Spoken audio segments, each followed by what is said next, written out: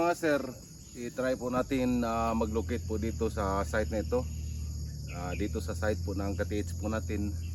Binalikan na po natin ngayon, pero hapon pinuntahan namin dito, hindi po kami nakapasok kasi po may tulad ng na may delikado na mga site.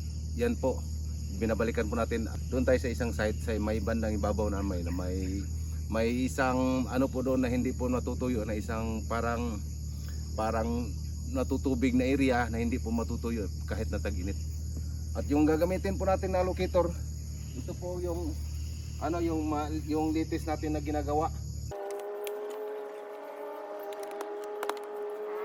At ito po yung yung last na video po natin na locator na detector na ginagawa po natin. Dati mga sir, yung nakarang video ko po, yung last video ko, may po dito. Ito po, may nakataas po dito na PVC pipe na parang makadikit po dito sa range po natin. Pero sabi ng team leader at saka yung engineer na kasama namin, kinuha ko daw po yun kasi mas maganda po daw yung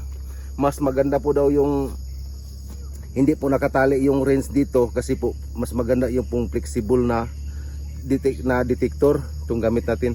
Ganyan na po, ipasok po natin dito. May po, ito po bearing na po ito mga sera, mga idol, bearing na magnet na po ito, bearing na para magnet pala ito. At dito po bawat sa motor na ginagamit po natin dito, bawat sa kanya, bawat isa po na may magnet na yan, magnet po yan dito. Pag ipasok natin yan, magmamagnet yan. Ayan, try po natin dito, ipasok po natin dito. Unang-una, flexible po ito. Kailangan po na maluwag po siya na kahit maglukit siya, hindi po siya ka-flexible na pagkarang ganyan na po. Ayan.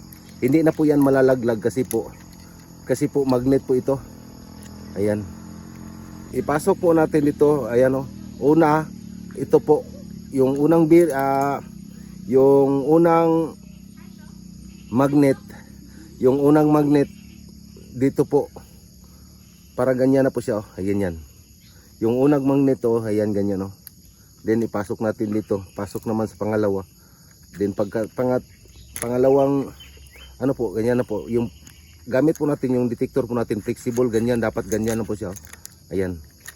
Hindi po dapat siya talian dito sa may bandang dulo niya, kasi po mas maganda po yung detector natin na mas maluwag yung flexible lang po. Ganyan. Ayan mga idol. Napaka-legit at napaka-importante at napaka-activate po itong ginagawa po natin. Ito